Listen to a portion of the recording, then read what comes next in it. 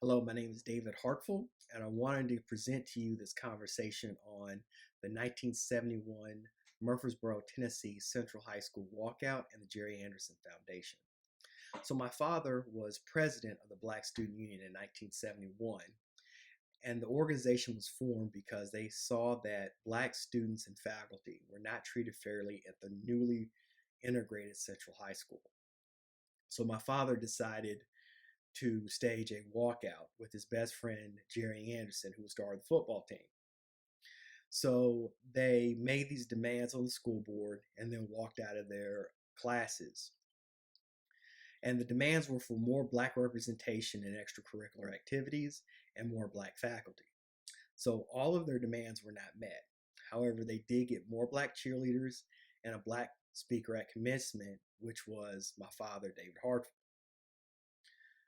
So after high school, the vice president, Jerry Anderson, who was star of the football team, he ended up going to University of Oklahoma and winning a national championship and then playing in the NFL. And he's kind of this hometown hero. So when he went back to Murfreesboro in the late 1980s, he goes fishing with two boys, one of which is the son of Dwight Ogleton, who's in this panel. And when they're fishing, they see two other boys drowning. Jerry Anderson jumps in, saves the two boys, but couldn't save himself, and he ended up dying on Memorial Day 1989. After he died, the NAACP decided to build a foundation in his honor named the Jerry Anderson Foundation, the goal of which was to help children and get a pool named after Jerry Anderson. Now, the foundation lasted a few years, and it was able to get enough money to buy computers for the local Boys and Girls Club. So I wanted to document this history because I was really just going to interview my father. But when I said that, my father immediately insisted I get more than one person that was involved in the 1971 walkout and the Jerry Anderson Foundation, because he understands, as I do, that leadership was cooperative. And I wanted to show how this cooperative leadership is able to get a lot of things done on a local and a national level. So I hope you enjoy this conversation we'll be having on the 1971 Central High School walkout and the Jerry Anderson Foundation. Yeah. All right. Well, my name's Dave. I'm here with Black Leadership Analysis, and we're going to talk about the 1971 protests at Central High and the Jerry Anderson Foundation. So I want to introduce my panel. Don't be shy. My name is Dwight Ogleton.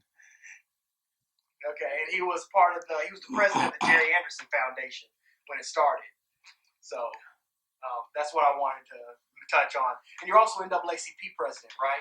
Yes. Okay, this is all I wanted. And then if you could pass it so we can get everybody. Okay. Yeah. No, keep talking. Well, we started the Jerry Anderson Foundation. I had at that particular time been the president for about 15 years, and Jerry was a good friend of the families. And so after the tragic accident, we decided to do some things to keep his name alive. Okay, great. My name is Anthony McAdoo, and I was just a participant in the Black protest, but I'm a very good friend of Jerry's. Actually, grew up right around the corner from me, and I'll pass it on. My name is David Hartful Sr., and I was president of the Black Student Union in 1971, Murfreesboro Central High, and I was a great friend of Jerry Anderson. I was president of the Black Student Union. Jerry was vice president. But Jerry and I, we grew up together, played sports together, played baseball together and against each other. He's a great man. All right. Yeah, I'm Dave. I'm the host. Just want to record all this history. My name is Bobby Glanton Smith, and Jerry and I knew each other as long as we was conscious. From about he was 6 and I was 5, And in 1971, when the episode that David referred to occurred, I was a junior and David and Jerry and them were seniors. So we were in a position where we all had experienced the same trauma from going from a totally black environment to an integrated environment for our education. And the first lesson that we had to learn was they didn't want us there. My name is Pierre Lyons, and Jerry Anderson and he's been a great friend to me, and I played baseball and football with Jerry, and I was part of that protest also in 1971, and during that process, Jerry came by, he hit every classroom door to find every African American that was there, because we was getting ready. He said that we getting ready to have a sit-in. And so when he told me he was going to have that sit-in, then I can tell you more about the story later, what happened to me when he come and got me out of the classroom. I really didn't have no choice when he knocked on that door. That's kind of funny. All right, everything looking good? Yeah, so I wanted to start it off with kind of the story of y'all's education, because I think you have to build up to the 71 protest. So y'all played on a baseball team together, right? Right. Yeah, so we want to talk a little bit about that, the baseball team you all played on together? The baseball team, what he's referring to is All-Star team of 1969. It consists of 7 blacks and 2 whites, and 2 whites were brothers. One played shortstop, another one played catch. I was the first baseman. John Smith was the second baseman. The shortstop was Randy Neely. Third base was Terry Haynes. We had a great outfield. Ricky Henderson played left. Jerry Anderson played center, and Sonny Anderson played right. And by the way, I like Bobby to talk about that outfield. Okay. I have a book called Real Men Don't Play, and Jerry is one of the subject matters of my book. And one of the things I recounted in the book was we went to Milan. I was a pitiful baseball player, but these were my friends, and that's the era that we came from. You played all the sports, even if you wasn't good at them. And David, Jerry, and all of these cats he mentioned, and Pierre, excelled at baseball. And when we got to Milan, Tennessee, and they was warming up, and they hit the ball to all 3 outfield positions. You threw the ball to second base, threw the ball to third base, you threw it home. Them brothers in that outfield made perfect throws to every base, and people were oohing and ahhing. They won the game before the first pitch was thrown. And it just, I remember like it was yesterday, because there was a lot of problems in 1969 with being black. You see, because before that, we played in what we call, the Negro Leagues, because we had to sponsor our own activities in the community. And it was gentlemen in the community like Alf McClain and Elmo Gaines made sure that we got to play baseball. And some of the greatest athletes to ever come out of this town played in the park that we grew up in. And so we were used to being in a segregated environment and really didn't trip about it until we went to high school. And all hell broke loose once we got to Central High School. Mm-hmm. And I failed to mention the pitcher Pierre Lyons. He was the only pitcher that I hated to face in baseball. I even faced a guy by the name of Raymond House. I'd rather face him right before I faced Pierre Lyons, because he had a fastball that was out of his world. Out of his world. And we all were good. And had somebody educated us and told us how good we were, all of us could have got drafted. A few of us did. Pierre got drafted to baseball, and Donnie House got drafted to baseball, and Jesse Carter got drafted as well. But we all could have got drafted. We just didn't know. And the thing about what Bobby said was the Negro part, we had just a few balls to play with. We had 2 really. And when there was a foul, then they sent a little kid to try to find the ball. They give him maybe a dime, maybe 15 cents if he's lucky. But when you went to the white park, they had all kind of balls. They had white balls, everything. And when somebody fouled the ball, they just fouled the ball. Right. I was looking for somebody to run after. All right. So to give everybody a little background, so Dr. King was actually assassinated in 1968. So this is the beginning of when when integration started in Murfreesboro, Tennessee. So this is like kind of like that turning point. So what years would you say things started to integrate in Tennessee, in Murfreesboro, here in town? It started with a guy by the name of Paul Marchbank. He was the first black to go to Central, probably in 1966. Okay. And I think he might have been the only black over at Central, the only black at Central High.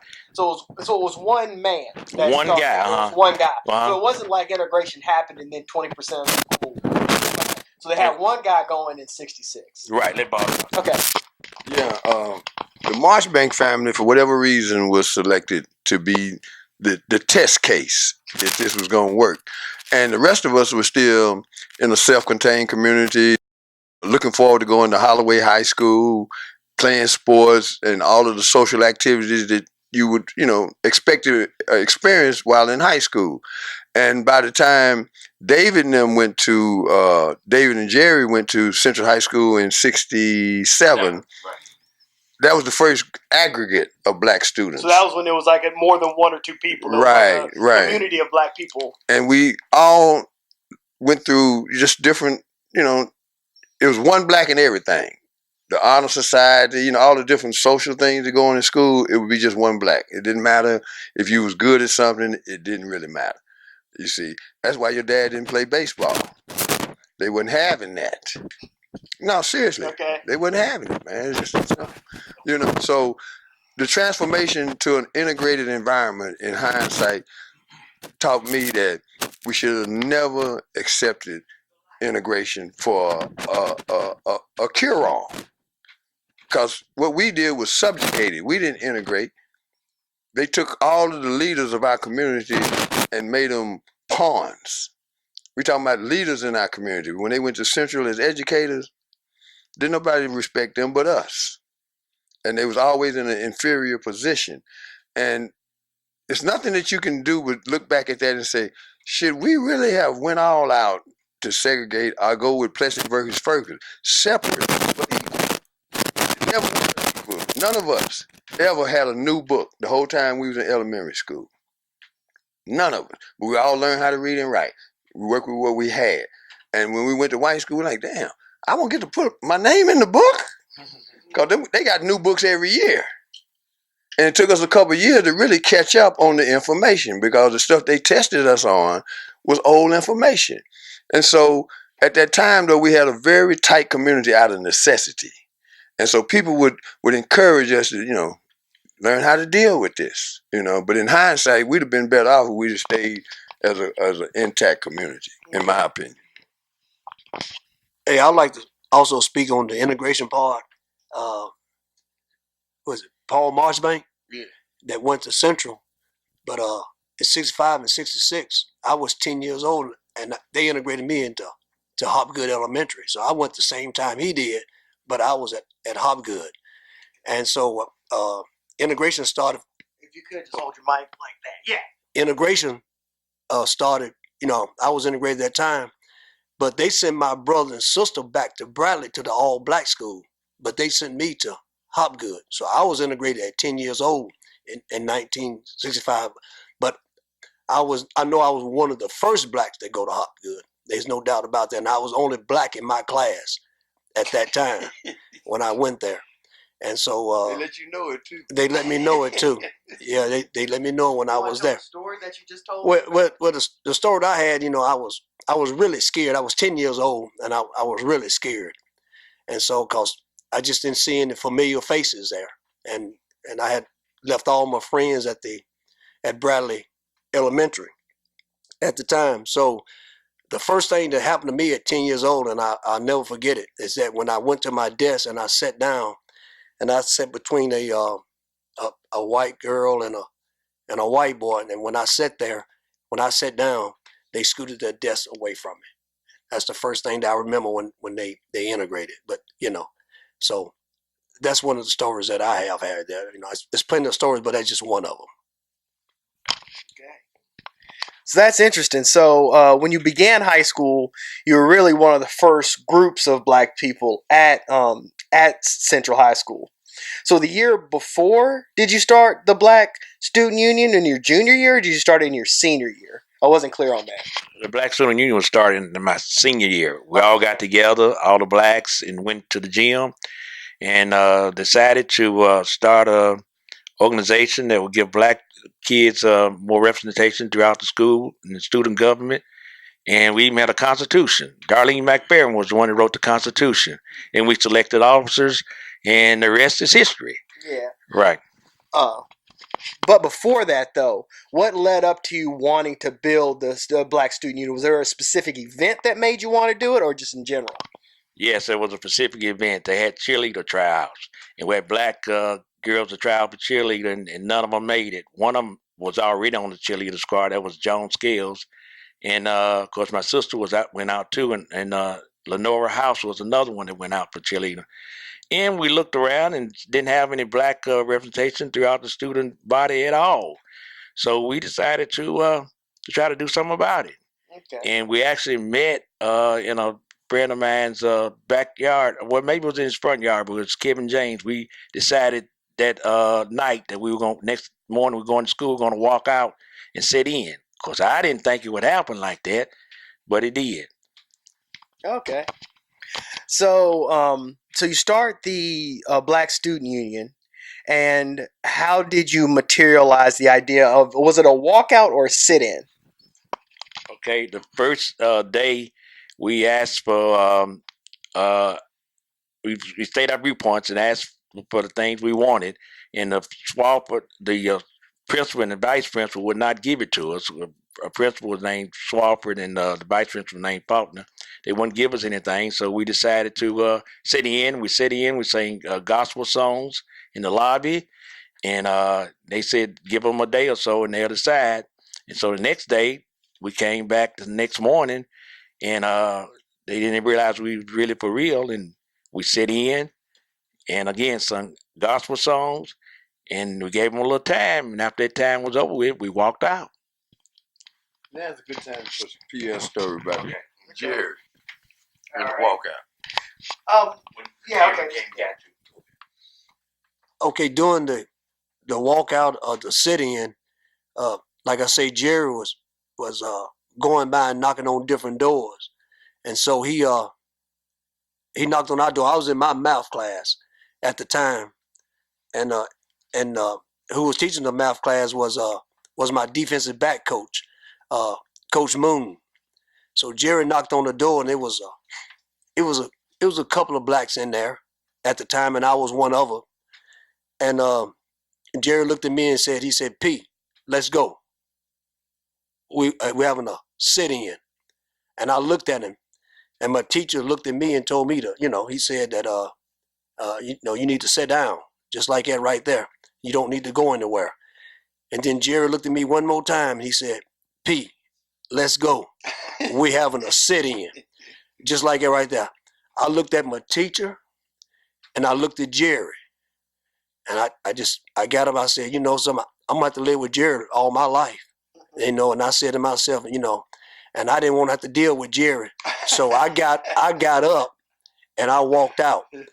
And then the teacher at the time, he was upset with me because I left his classroom, but I knew that I had done the right thing because we grew up in the same neighborhood, and we was fighting for justice and stuff like that. So at that time, my teacher, he didn't like it. Mr. Moon didn't like the defensive back coach. But we had a reunion a few years ago, and he got back, and Mr. Moon came over and he hugged me. He said, "I understand everything that you had to do." He said, I have no problem with what you done at, when you walked out, when Jerry come and got you. So that's how the story ended, really. If I may, David, I want to take off on something you shared with me all these years, yesterday. He said, "Bobby, do you remember when you came up to me and said, you and Jerry are fire and ice?"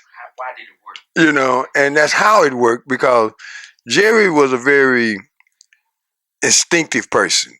And once he made his mind up about it, that was it. It wasn't no in between or nothing. And David was more tactical, and he understood the dynamics of what we were doing. And Jerry was like, when y'all get through doing all of that, and when it's time to go, I'll handle it from here. And that's what he did. He literally went to every classroom. And some of the kids were afraid because they were, conditioned to do what authority people tell them to do. And when he got to Pierre, he done got tired of folks acting like they wasn't going to come on up out of there. And Pierre knew by his body language, you really don't have an option. You got to come out of here. And that's where the fire came from. Because I forgot that I said that to you, because this has been almost 50 years ago, Once he made his mind up about it, that was it. It wasn't no in between or nothing. And David was more tactical. And he understood the dynamics of what we were doing. And Jerry was like, when y'all get through doing all of that, and when it's time to go, I'll handle it from here. And that's what he did. He literally went to every classroom. And some of the kids were afraid because they were, conditioned to do what authority people tell them to do. And when he got to Pierre, he done got tired of folks acting like they wasn't going to come on up out of there. And Pierre knew by his body language, you really don't have an option. You got to come out of here. And that's where the fire came from. Because I forgot that I said that to you, because this has been almost 50 years ago, Hell, it's been 50 years. Yeah. Wow, man, that's deep, man. That's why it works. Yeah, no way. I did, though. So much going on. Because we left the school and we went over to, we went First Baptist. No, I'm talking about after. Remember we had the big meeting after? Black mass meeting there At First Baptist. That's the one I'm talking about. And the reason I bring that up very, very quickly is that was a cautionary experience because half the folks didn't show up for that. The parents did. The church was packed. But the people that thought this was a holiday didn't understand. They had suspended us for 3 days. Was it Friday? But we were suspended. Okay. And when you're in high school, those things, that's part of your record, right? And quite frankly, it kept Jerry from getting scholarship offers. That's how, we didn't really understand the consequences. We got fed up. And that's why the fire and ice thing was important to appreciate, because by the time we got over to the church that night, the school board and them, I think they met all night. And when they opened up them 2 schools, wasn't no more Black Student Union. Yeah, the way everything got started, they had a black mass meeting at First Baptist, and just about all the blacks in Murfreesboro attended that. And that was because there was they weren't treating the prisoners right at the county road, so they decided to meet on it. And after that, that's when we met in my friend's yard and decided to start a Black Student Union because we wanted rights too in our school, in our world. So that's how it all got started. And then after that, we had after we decided to walk out that night, there was a mandatory school board meeting, and a lot of black parents showed up there, and the authorities didn't know what to do. I say authorities because they were in charge. They really didn't know what to do. And we met, I think that meeting lasted probably about 3 or 4 hours, and they just couldn't understand why this happened and what we really wanted, and didn't really know what to do with it. Was that the school board meeting? That was a school board meeting, okay. Mandatory school board meeting. That was a Saturday. That was actually the Saturday meeting was the last meeting. Very last meeting. That was a meeting on a Wednesday night, I think. Yeah, Wednesday night, if I'm not mistaken. All right, and let's go over the demands.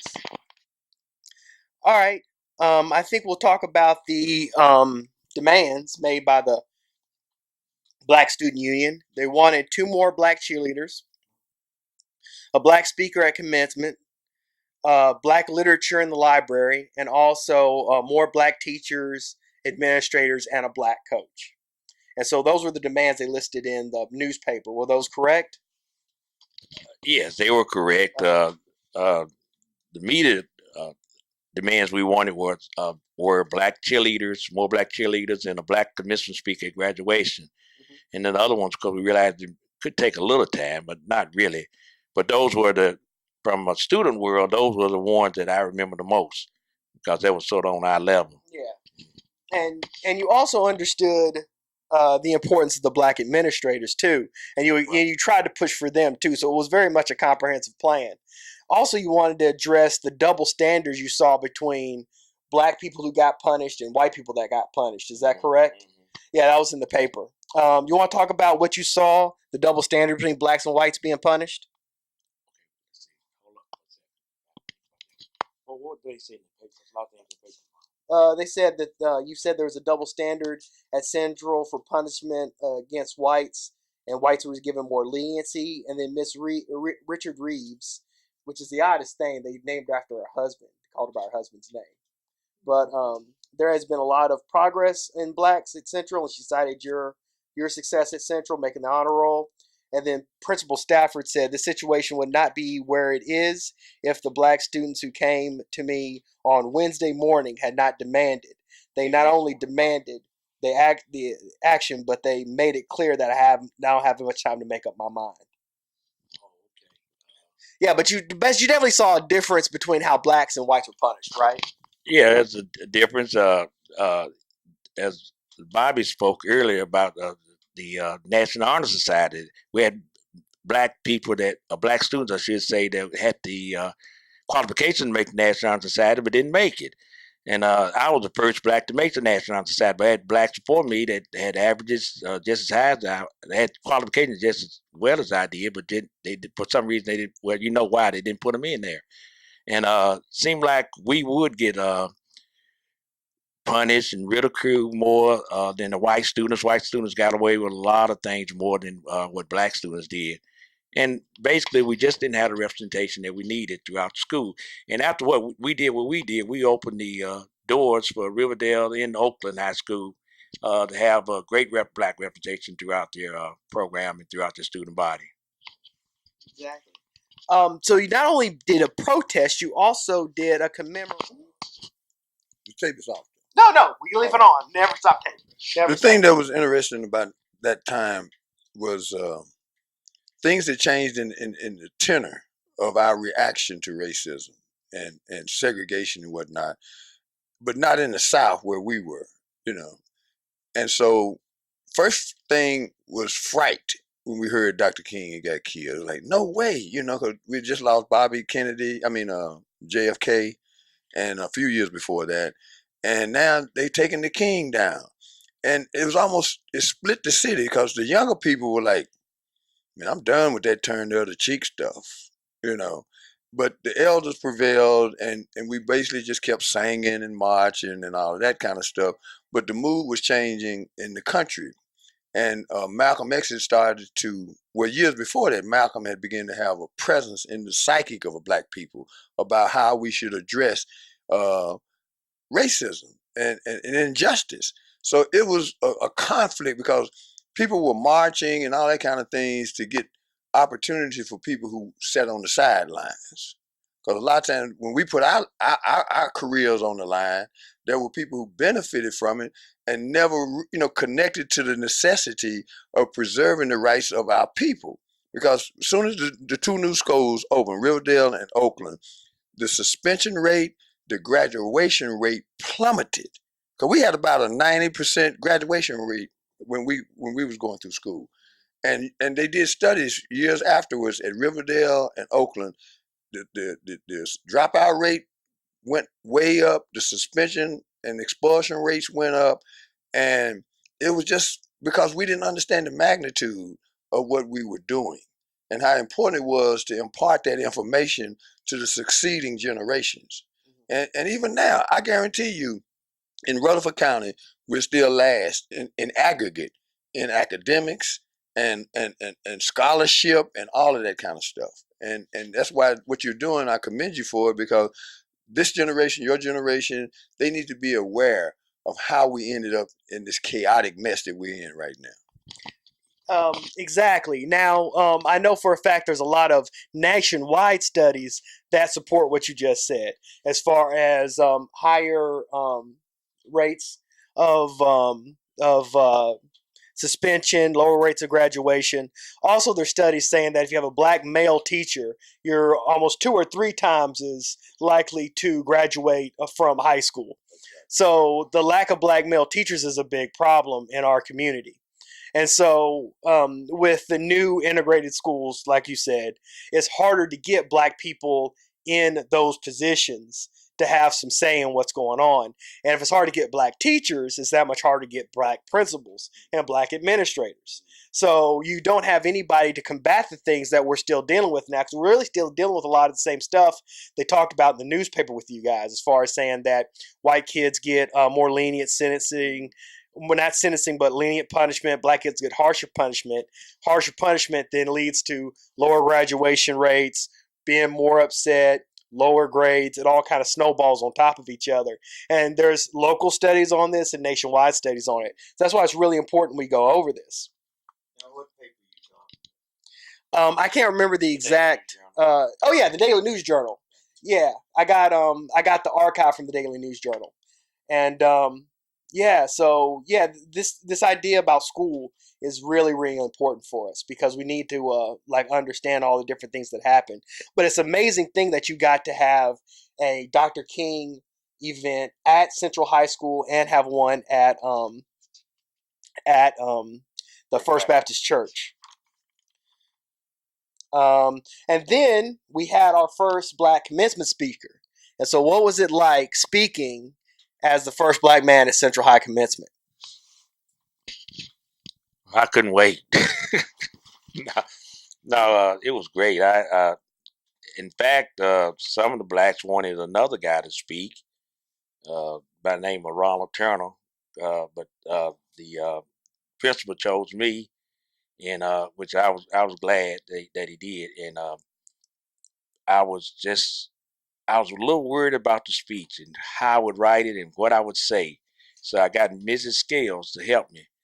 And I think we sent a great message out there. We referenced Dr. King quite a bit in the speech, and just equal rights for black, not only black students, but just for black people, and going forward, because we was going out to a world that was unfamiliar to us. We becoming young adults and getting ready to go to college, and so I try to talk about all of that in the speech. Yeah. I'm glad you informed the audience of the contrast, because the brother that he mentioned, Brother Turner, he was power to the people. He was power to the people, man. And when given the choice, he went with David. And it's not a slight on David at all, because you don't get to make these decisions. These folks do, because both of them should have been able to speak. Yeah. Because he was an integral part of our revolution. Because he was our Bobby Seale. It reminds me of John Lewis. It reminds me of John Lewis and Dr. King at the March on Washington. John Lewis's speech at the March on Washington was very militant, and then you had it contrasted with Dr. King's speech. Yeah. And I hate that. I love the I Have a Dream speech, but I hate that he's reduced to the I Have a Dream speech. That ain't what got him killed. No, it's not what got him killed. And the Riverside speech got him killed when he stood up against Vietnam. Right. And I hate that people don't see the breadth of King and the wide variety of King. They just talk about the I Have a Dream speech. And the reason King actually changed the speech when he got up there to make it more pleasing to everybody, because John Lewis was so radical in his speech. Yeah. Oh, dude, He's one of the freedom radicals. I didn't realize he was a radical. Yeah, he was very radical back. One quick note on that. Dr. King, as you have just said eloquently, got tired of getting hit over the head and spat on, dog sicked on him and all of that. And he retained a group of brothers out of Bogalusa, Louisiana, called the Deacons of Defense. Yeah. And it's important that we're able to share this with your generation. We didn't all turn the other cheek. Yeah. These were Korean War and World War II veterans. And they didn't take no mess. And Dr. King started using them for security. And there wasn't no more problems after that. Actually, the first event where they used them was the March Against Fear in Mississippi. It was, Now, of course, I can't think of the guy's name right now, but he was the conservative guy who went to James Meredith. Mm-hmm. James Meredith started the march against fear. He got shot. And then Stokely Carmichael and Dr. King went to visit Meredith in the hospital, and they wanted to continue his march. And it was Stokely Carmichael who really pushed forth. Yeah. He was with SNCC. He really pushed the idea of the Deacons of Defense. And Dr. King was actually against it at first. Mm-hmm. But Stokely Carmichael pushed him so hard, it was Stokely Carmichael got the Deacons in there. Mm-hmm. And they decided to have concealed carry, it wasn't open carry, on that march. Oh, yeah. And so when they marched through Mississippi, they knew that some of them brothers had guns on them, but they didn't know which ones. Mm-hmm. And they were able to walk across Mississippi and not get killed and not get shot. And that was all because of the Deacons of Defense. They had shootouts, successful shootouts against the Klan and disrobed them. Yeah. Now, there's photographs of them holding Klan robes. Yeah. I mean, the cone hats and all of that. These brothers were the truth. Yeah. And unlike the Black Panthers, they were disciplined. Yeah. They were disciplined because they knew how to shoot. And they were older. And they knew how to kill. Yeah. And they said, look here, y'all can stop all that riding through the neighborhood, terrorizing my family. And they banded together. And at the height, it was about 30 or 40 chapters around the South. And they disbanded once integration kicked in. But it wasn't always turned the other cheek. You know, we had brothers, even in this town. Carl Walken's father stood on top of his roof in 1955 with a shotgun he got from the man that he worked for that wanted him to work the next day. And it made Jet magazine. Black man defends his property and fired at them folks. So that was in 1954, you said? 55. Okay. Same year that Emmett Till got killed. And see, we were all raised with one thing. Everybody in this room, when you go uptown, don't look these white people in the eye, get off the sidewalk, and by the time we start having the changing from cowboy to girl, whatever you do, leave a white girl alone because of what happened to Emmett Till. And that resonated with us because people were coming up missing here in Murfreesboro about them white girls, you know. So our story is far more, it's just far more to it in terms of the depth of what Black people had to experience in order to achieve a measure of success. Like this brother here, P.S. Solid Citizen, Brother McAdoo. And that was put upon us to finish school and to make a mark. And at the time, you're just doing what you're supposed to do, you know. But when you grow older and you look back at the difference between now and then, it's leadership. And so for you it's ironic that that's the name of your show, because right now, my mantra is this: you can't lead people, you can't feed people. It's just that simple. Yeah, I totally agree with that. So at this part of the story, you guys all go to college or get jobs at this point, right? Because you graduate college at this point, right? So you went to TSU first, right? Uh-huh. Okay. And then you went to University of Tennessee? Yeah. Fellow Vol, go Vols? Not really. Okay. All right. All right. Well, really. And you went to college? Like going to Central. I just go ahead and say it real quick, but I signed professionally. I signed professional baseball. Okay. I went out of Riverdale High School. Oh, okay. And I signed to play professional baseball in the Cincinnati Reds organization. But in the off season, I went to school and I graduated from MTSU. So I did get my degree. Okay, great. One caveat in terms of what I want these folks to know to hear this, in terms of our community. He was 17 years old when they offered him a contract, and the condition of signing to play professional baseball, his mother and father said, we'll sign this paper if you agree to finish college, which he did and taught for 30, how many years? 35 years. Also? Yeah, I taught for 35 retired, 35 years. Awesome. That's awesome. One little thing. Pierre got drafted. He was the 7 blacks I talked about to make that all-star team in 1969. He was one of them. He got drafted. And I think he had great guidance. His dad was a coach and got a lot of kids throughout baseball season every year. So Pierre was grounded. He had great advice. And I think that's one, along with his ability, that's one of the reasons that he sort of practiced, stuck with it, and got drafted. We all could have got drafted. Like Bobby said, we had outfielders that could throw strikes anywhere. Okay. What'd you do after high school? Yeah, after high school, I want to go back a little before that, if I could. In '65, before the baseball team at the Babe Ruth level, we had a little league team in the VFW, and we had a lot of good players on there, and Jerry was one of them. And with Jerry, there was no in between. You know, it's either my way or the highway. You know, because everything he did with perfection. He strived. You know, if you were his friend, you were his friend. But if you weren't, you were his enemy. There was no in between. And so I can remember him playing baseball on the All-Star team with Pierre and John Smith and Ricky Henderson. We were about 12 years old. And I was catching Pierre, I think. And Jerry got up to the bat and he said, I'm going to hit him out of the park. And I didn't believe it, And he didn't that night. It was some other pitcher he hit out of the park. But Jerry hit the ball so far that everybody was going, he said he was going to do that. And all through his life, when you think of Jerry, he had goals. And when he said he was going to do something, he did it. Something stopped him or whatever.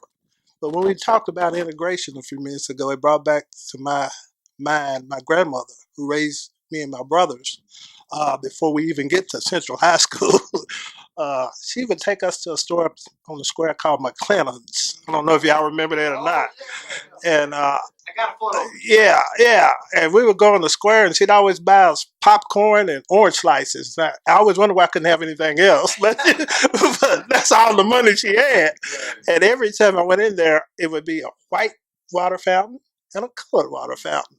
And to be quite honest with you, I just thought it was normal that I would drink out of the colored water fountain because, that's the way things were then. And then on Saturdays, we would go to the theater, Princess Theater, and we would go through the side door. This is way before we get to Central. I'm just taking us back before we get there. And we would go through the side door, and we would always have to go to the balcony. But we never used money. We used things called RC Coca-Cola tops. Did anybody in here with me on that? 6 tops. Yeah, damn 6 of them. And we would be in the balcony, and we would watch the movie. The best seat in the house. And those people you were talking about a few minutes ago didn't know that. But we enjoyed it. But I always wondered why we couldn't go down, but I really didn't want to go down. So I thought I'd touch on some things before we got to Central. Right over there. Can you share with them? You went to Bill. One of our friends, Charles Simmons. We used to call him Pink Cloud. He looked like a white kid. Yeah, He's albino? No, he just looked white, man. But he was, yeah. And so what was always funny, he ended up being more racial than all of us because they thought he was white. So when he would go upstairs with us, they called him nigger hater and everything, man. And it made him racist as hell, man. He hated white people, man. Because he was with us. They'd be like, what you doing with them niggers? And he'd be like, fuck you.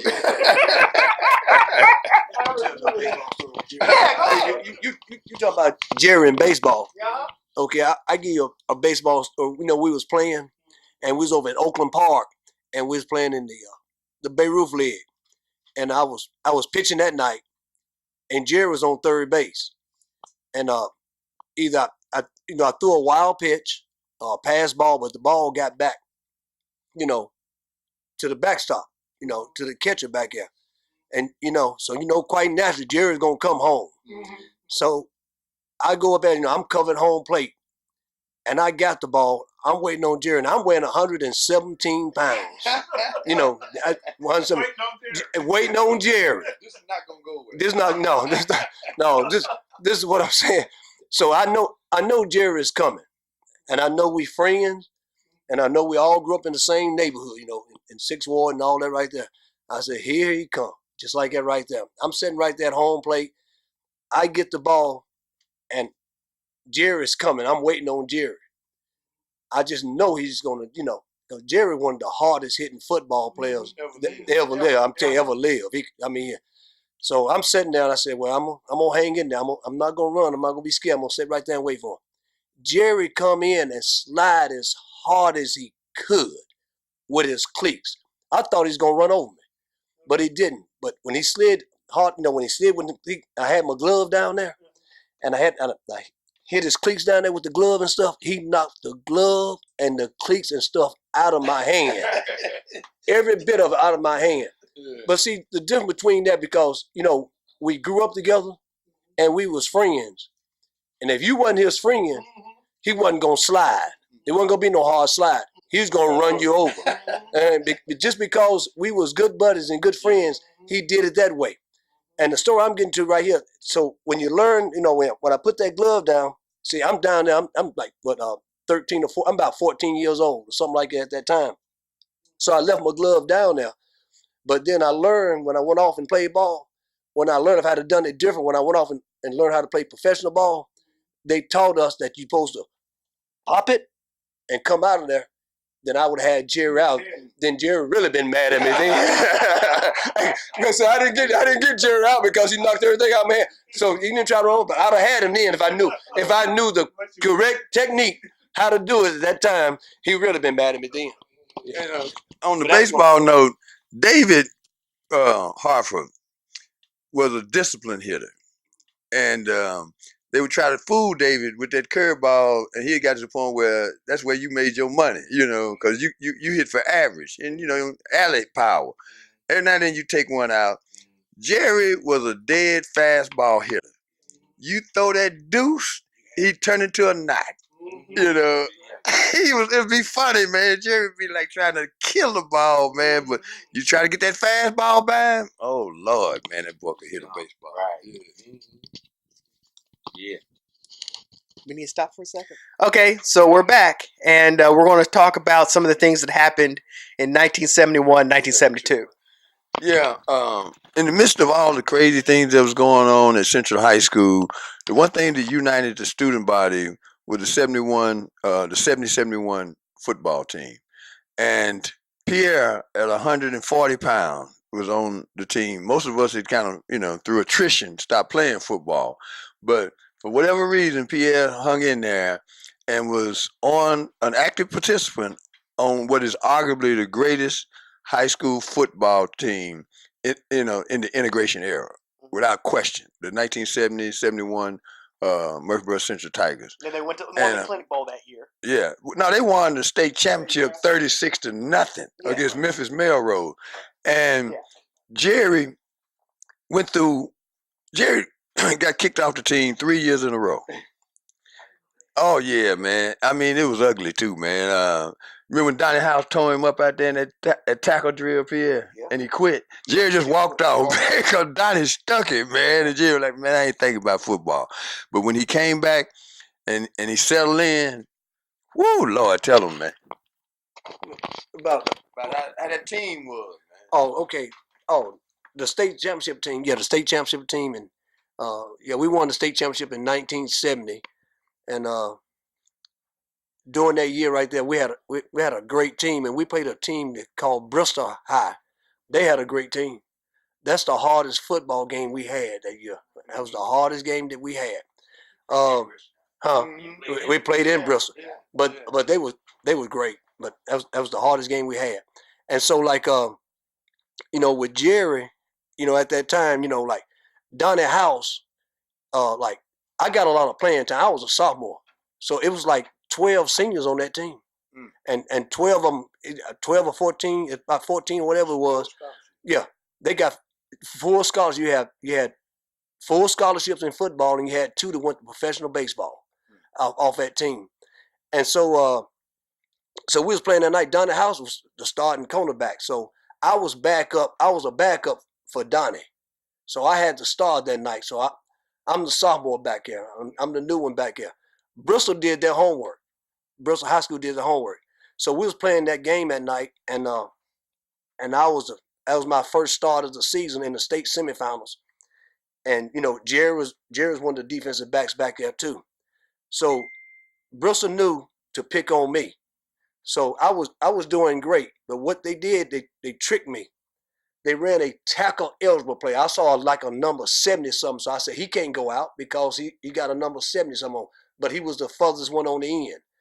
So I got tricked on the play, and they threw the ball to that tackle that went down the field, but he dropped the pass. I was so glad that he dropped that pass. So, because he hadn't dropped that pass, that was going to be a touchdown.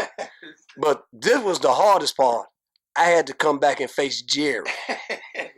That was the hardest part. Jerry Anderson grabbed me by my face mask and shook my head back and forth like this right here. He said, if you're going to play with the big boys out here, you better know what you're doing, and you better do what you're supposed to do out here, or you're going to get off the field. That's what he told me. But he said it in a lot of other kind of words. It wasn't just some choice words. It wasn't nothing like that. So he said that if you're going to be with the big boys, you're going to be with the big boys. You're going to do what you're supposed to do out here. He looked at the football coaching staff. He looked at the head coach. You know what he told the head coach? Get him out. Get him out. He can't do it. Get him out. Just like I told him, get him out of the football game. That was the only mistake I made. I said, Jerry, I can do it, just like that right there. And I said, that was the one time I was sitting there talking to you the other night. I said I wanted to fight Jerry. I said, I saw your eyes get big. I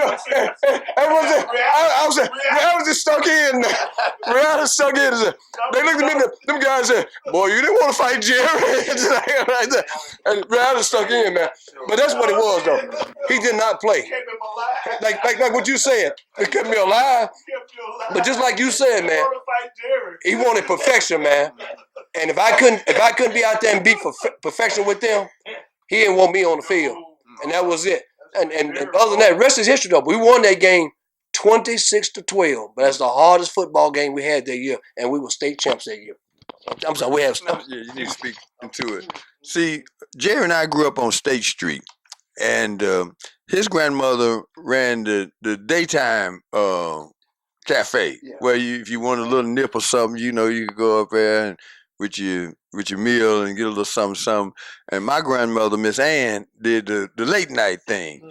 And so we had a different kind of relationship just based on who we were and not having fathers. And I watched Jerry go through a lot of just trauma coming up. He got stabbed almost to death. And when he participated in that boycott, he lost a lot of scholarship offers. And he ended up going to Tennessee State. And when he got to Tennessee State, because of that integration, Jerry got used to comfort. He went down there and got robbed by his roommate, Alfred Reese. You remember that running back from New Orleans? He robbed Jerry, man. Took his stuff. Oh, man. Jerry went through. He the last 3 days down at Tennessee State, man. And he bounced around, and then he stayed out of football for a couple of years. And then he went to Northeast Oklahoma Junior College and made All-American. And him and Leo Martin, who was supposed to have been here today, Leo, who's that coach that they was going to deal with at Vanderbilt that went to Oklahoma? Proctor. Recruited. The guy that recruited Jerry and them, he's from, Tennessee. And Barry Switzer really didn't even know who Jerry was. Okay. And Jerry practiced the first 3 days they practiced, Jerry didn't get no action, right? Jerry went in Barry Switzer's office and said, look at me, I've been here for 3 days, man, and I ain't even got a chance to, get on the field, man. He said, look, if you would release me, I can still go to UCLA. That's how, he'd made JUCO All-American, right? But everybody was All-American in Oklahoma. And Barry Switzer was like, who are you?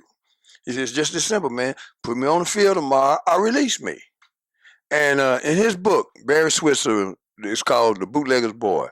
He wrote about 7 pages about Jerry. He said Jerry Anderson was the hardest hitting defensive back he coached, high school, college, or pro. Because they called Jerry Captain Crunch. And in one of the biggest games in Oklahoma football history, they played against Nebraska, and Vince Ferragamo was the All-American quarterback, the Golden Boy. Jerry picked him off 3 times, and they had a running back named Anthony Davis who played with Jerry in Cincinnati. You met him when you came up there. Jerry knocked him out twice in the same game. And when they won the national championship in 1965 in Miami, Florida, the Orange Bowl against Michigan, they had a quarterback named Rick Leach, All-American, shifty, run that option. And right before the end of the first half, they were trying to score. And he ran that option, kept the ball, and Jerry zeroed in on him and knocked him past Coach Schembechler up under the bench. What year was it? 1975 when they won, and that was when he played with the Selman brothers and Billy Sims and all of them. Oklahoma team there. He knocked that boy up under the bench, and Bo Schembechler was jumping up and down. Personal foul, and Jerry walked up to him, and you could see his lip. Should have went out of bounds. And the referee couldn't call nothing because Jerry hit him across his head with that Popeye forearm he had and drove him up under the bench, man. And that was the deciding factor in the game, you know. And those of us who knew Jerry knew how intense he was in everything that he did. I don't care what it was. He's either all in or all out. And that's how we knew him in this community, as that dude that you better, like everybody done said, if you his friend, he'll take a bullet for you. Now, if it ain't, Lord have mercy, it ain't never over. You know, it ain't never over, man. Well, I want to go ahead and move to 84. So Jerry did a lot in Oklahoma. He was part of the 75 national championship team there in Oklahoma. He then got drafted and he played for the NFL, Cincinnati Bengals. And wasn't there another team he played for? Yeah, Jerry got drafted in the 4th round. He was a preseason pick All-American. Supposed to got drafted in the 1st round, but he separated his collarbone, and that sort of held him back that season. Missed a few games. But one reporter came up to Jerry and said, it's the reason why you got drafted in the 4th round because you run a 4.6 40 and you separate your collarbone.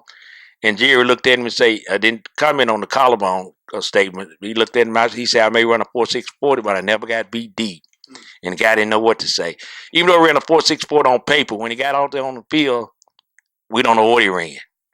Yeah. Bob, you want to comment on that? And because Jerry was a football savant, you know, he was a genius because he understood the angles. And that's why he was so hard on Pierre, because Jerry was a student of the game and one of the most violent people who ever played the game. I have seen Jerry in person in Cincinnati hit Earl Campbell head up, and both of them just bounced off each other. And he ended people's career, man. People were scared of Jerry. We was in the locker room in Cincinnati, and they had a cornerback named Marvin Cobb. He was an All-American Rhodes Scholar from USC, right? And his locker was right next to Jerry. And Jerry said, he can cover, but he ain't gonna hit nobody. And Marvin just dropped his head. And Wilson Whitley and a couple of them other linemen came over and said, you from Murfreesboro? Man, what y'all on down there, man? Because this boy here is a football player right here, man. Jerry didn't, man, look, he was hurting people in practice, and half the team was scared of him. Yeah, my brother went to see him play in Cincinnati. You want to comment on Franco Harris? This is my Uncle Donald, y'all. But introduce yourself first. I'm Donald Hartful, David's brother, DJ's uncle. Gotta talk perpendicular. Okay, well, I went hold the mic perpendicular. Yeah. Like this. Okay, my bad. Yeah. I went seen Jerry play. They played I think it was Pittsburgh, Kevin James, Pittsburgh Steelers, and it was a pretty good game. And Franco Harris went out for a little slant around the end or whatever, but I seen Jerry Anderson knock him out like somebody hit him with a car. He's out of the game the whole game. It was one of the hardest hitters I ever seen in my life. And one quick note just mention of the significance of this. This is a playoff game, and Pittsburgh at that time was perennial world champion. Matter of fact, they had won the year before, and they had Lynn Smallworth, Hall of Famer, on one side. Lynn Swan and John Starworth on the other, and they had a tight end named Benny Cunningham who was 6'5", 250 pounds, and just a monster. And so what they were doing was they were doubling the receivers and left Jerry with Cunningham. And Jerry whooped him on that line of scrimmage like they were fighting every play. So when the quarterback would check down and go to the tight end, he wasn't there. And he got sacked by 3 or 4 times, right? And not only did he knock out Franco, Jerry got the game ball, man. He got the game ball when they beat the Pittsburgh Steelers, man. And everything that Jerry did, he was a leader because he played behind this guy named Tommy Casanova. And Tommy Casanova was a doctor, and he didn't want to hit no one. Jerry said to him in his face, man, you don't want to play no more football, man. And Jerry got in every game, and the more he played, the more his name rang out. And by the end of that season, Casanova retired. And they drafted a dude and put him on the chart above Jerry because they didn't want no black safeties back then, really. And so Jerry went in that man's office just like he did Paul Brown's office and said, "Look at man, what's going on, man?" And they traded him to Tampa Bay. You know, yeah. And then he went to Canada. Lord have mercy. Woo wee. He was noted to have a Tiger Cats. Oh, okay. When he went to the Hamilton Tiger Cats in Canada, he hit so hard they would call him the Beast from the East. Jerry Anderson. Remember that? Yeah. Beast from the East. Okay. So while playing in the NFL and the CFL, on the off season, Jerry Anderson would be staying in Oklahoma. He married a woman from Oklahoma, Darlene. Yes. And so in 1984, there was a record flood in Oklahoma City. And Jerry Anderson actually saved 3 people from the flood there. He actually jumped in the river and saved 3 people that were in. 2 of them were in a van, and they were stuck underwater. They couldn't get out. He got them out from up underwater, and there was another man he saved. I found one of the names, Kathy Lee. She was saved from Dirty Butter Creek in 1984, and that was on Memorial Day. So after 1984, his career ends sometimes after 84, and he comes back to Tennessee in 1989. And in 1989, to the same day. So in 1989 on Memorial Day, the Stones River here in town was flooded because it had been raining before that. So Jerry Anderson is fishing with two younger people in his family, and there were 2 other boys fishing on the bank nearby. And the other boys on the bank were attempting to get across the river because there was a flooded dam in the Stones River at the time. So they were trying to walk across a flooded dam, and the dam was actually 2 or 3 foot below water, and they thought they could walk across this dam to the other side to get better fish. So one of the boys falls off the dam and gets caught in a whirlpool. And the other boy he was with tried to pull him out of the whirlpool and fell in too. And that's when Jerry Anderson told the boys he was with to call 911, and he jumped into the river to save the 2 boys.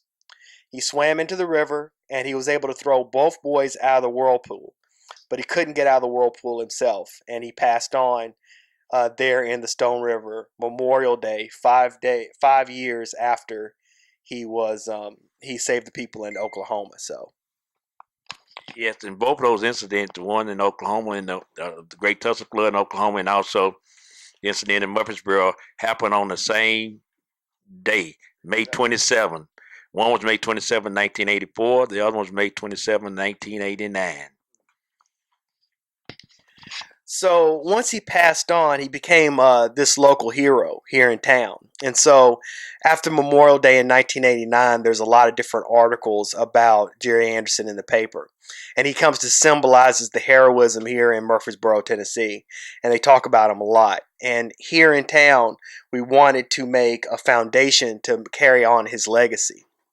And so in 1989, the Jerry Anderson Foundation was created, and Mr. Ogleton here was the chairman of the board of the Jerry Anderson Foundation. So would you like to talk about why you started it and everything?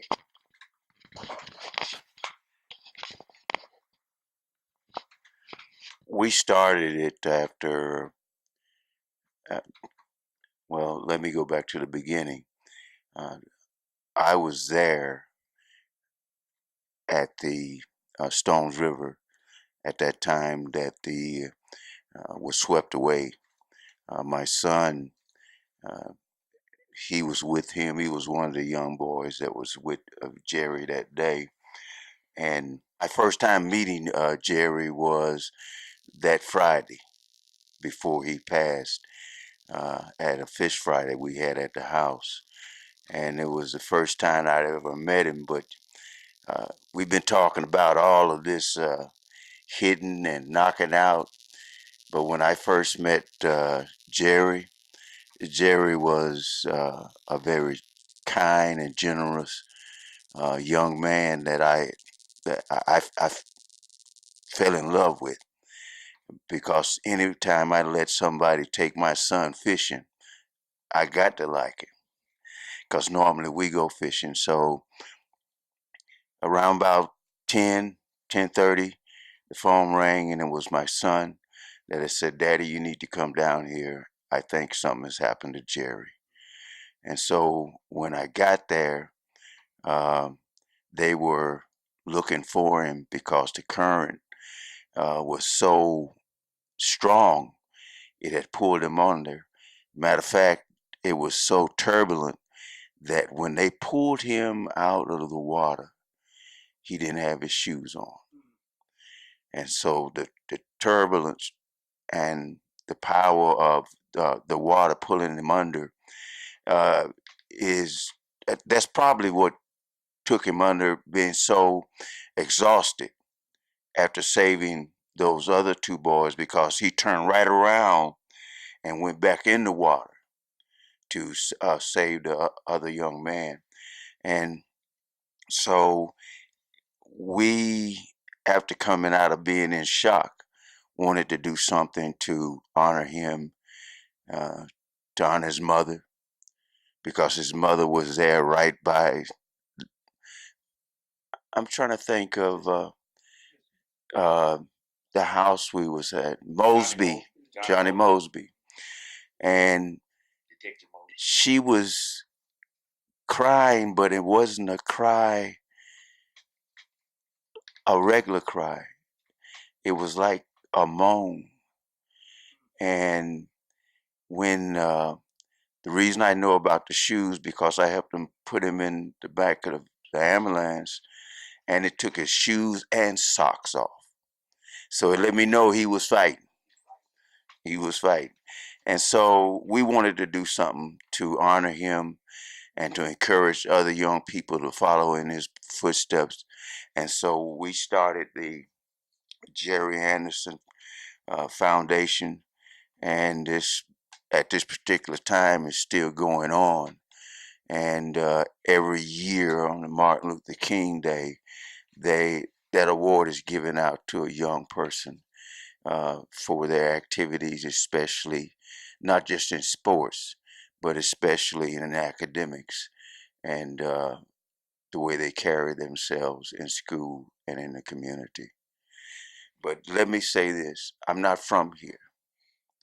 I sit here and listen to 1, 2, 3, 4, 5 people talk about one man, and everything that they said is true. And so I came on the scene late in meeting Jerry. But I will say this, when I was standing in the examining room and they taken his clothes off and had covered him up, he looked at me. And um, I must say that his mother was a praying woman, because uh, for him to have gone through the things that he did in Cincinnati and the other places where he lived, then he came here, just so happened he ended up uh, passing away in his hometown doing what he liked doing. And so um, his mother's passed away now. And I'd like to hopefully see other young men follow in the same footsteps, because in this day and time, when something goes on and you get in trouble, they walk away from you. They don't walk to you. And Jerry was the kind of person that he would come in and try to help you in whatever way it was. I first met him over on Castle Street in that house, that 2-story house. he he didn't come out and talk to you. He stuck his head out the window. But I want to thank you and the people that you associate with and work with for putting this on, because there are some young people don't know what you're talking about when you mention Jerry Anderson. And I think that he's done too much. He did too much for us not to bring it up. And I think that's the reason, besides a little pressure from the president, that the NAACP decide that we're gonna do something. You can get on board, or you can just get off the train. And so I appreciate it, because in this day and time, you look at the news at 10 o'clock. It's our kids, 14, 15, 13, that's walking around with pistols shooting each other. And so the work is not over. It just take an individual realizing you can get killed sitting in your house. So don't worry about that. What you need to worry about is getting out there where you know they are and you know who they are, and try to talk some encouragement into them and let them know there's a better way to go than the way you're going. And so I appreciate the time for us to talk about him. I appreciate it every time I get the chance, because I can't say that I could have done what he did.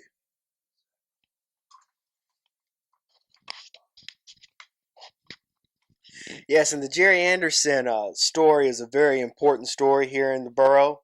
It actually won the Story of the Year for the Daily News Journal in 1989.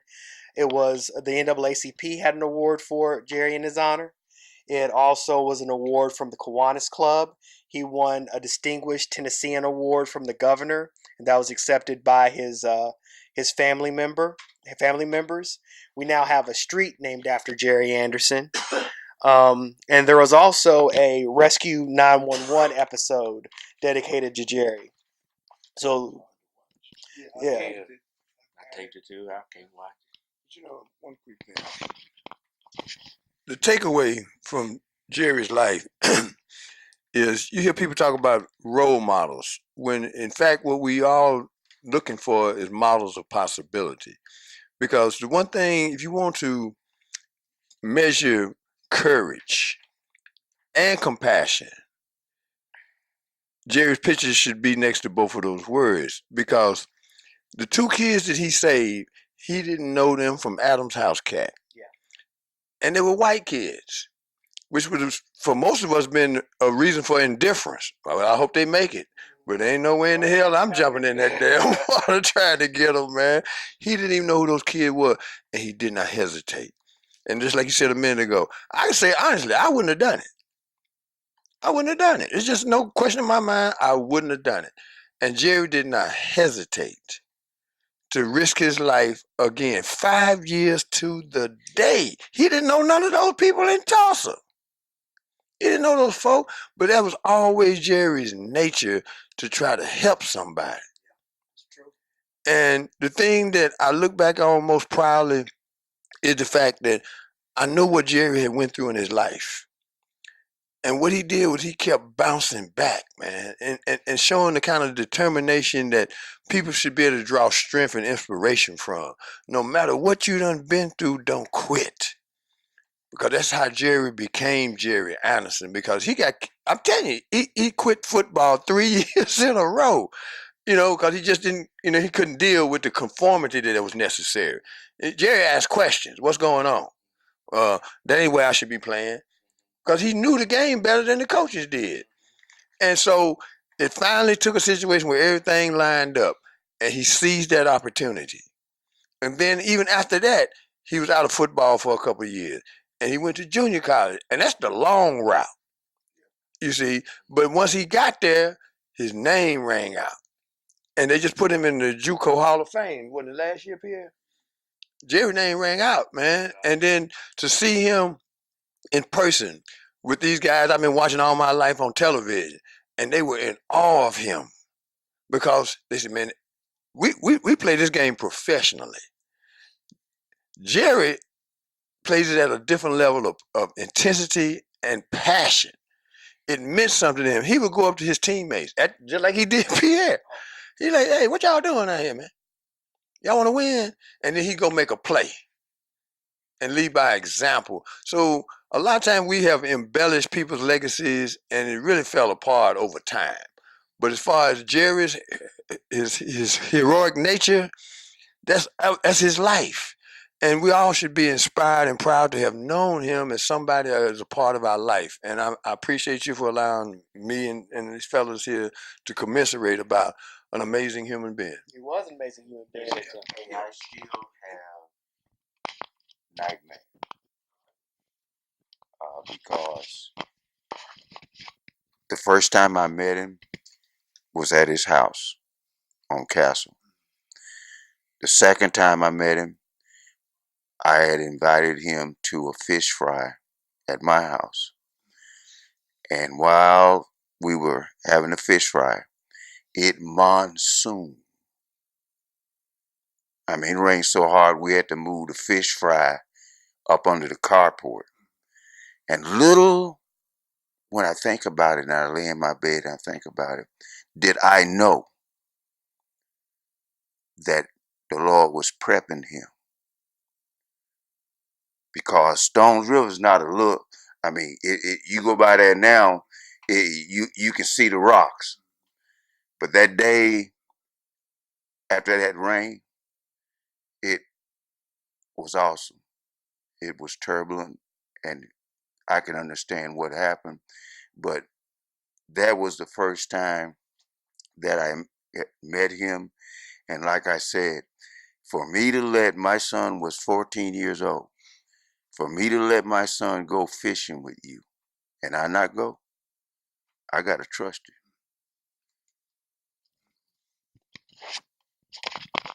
Yeah, I'm gonna speak on something Bobby said. Jerry actually inspired me. He stayed away from school. Once he went down to Tennessee State and he left, he stayed out of football 2 years and made a heck of a comeback.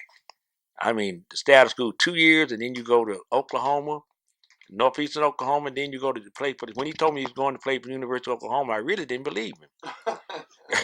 Really? I said, "Where? University of Oklahoma? Barry Switzer, University of Oklahoma?" Yes, I really didn't believe him. But he actually inspired me because I went to school, and when my dad passed away, I was in college at Tennessee State, and I just couldn't take it, and I dropped out. And I stayed out of school with the exception of maybe one semester, 5 years. And yes, and I went back to school, and I worked full time, went to school full time, and graduated. And I was thinking of Jerry. Jerry, I know he was in the back of my mind and in the front of my mind as well. Yeah. So I just thought I'd let you know that. And then another thing too, as Dwight Ogleton was saying, Jerry's a very likable person. My dad always told us when we first started driving, don't never ever let nobody use your car. Okay. But what happened is Jerry dated my sister when they were teenagers. And Dad was always skeptical about guys going with our sisters. But he liked Jerry so much, he would let Jerry drive our cars. I could not believe that. I thought, Dad, you're going against your Constitution. That's what I thought. I didn't say that to him. Right. How could you?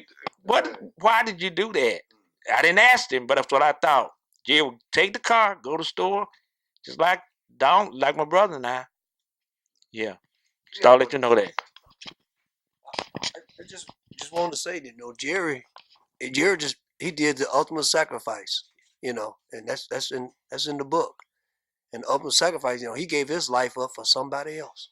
That just tell you what type of person he is, and you can't go no higher than that. That's it. I just want to make sure that be said. Jerry and I went way back. We grew up together. And to be quite honest with you, I saw Jerry the day before he died. I was going down Castle Street with my wife. I had an old blue and white truck. And back then I smoked, and so I had this Virginia Slim cigarette in my mouth.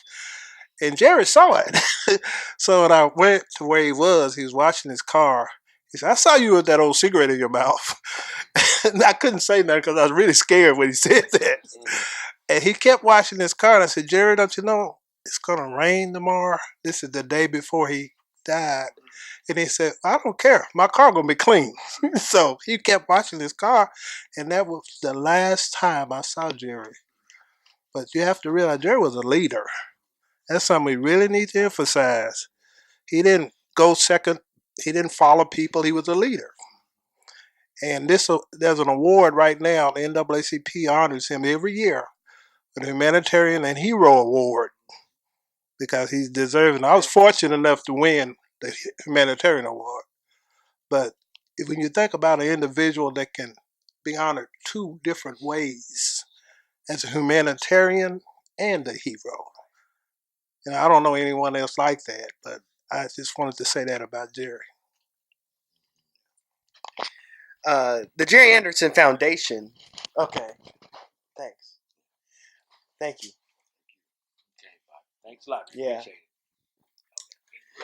Yeah, but I just wanted to add that the Jerry Anderson Foundation did a lot for the community. They actually got enough money together to buy some computers for the Boys and Girls Club, and they also got many awards named after Jerry Anderson, like the NAACP Award and the Kiwanis Club. So I think we're going to wrap for today for the Black Leadership Analysis. This has been great, and this has been a real honor to document you guys' story. So I want to thank you, and I hope you can tune in again, and please donate through PayPal at sdandrace@gmail.com.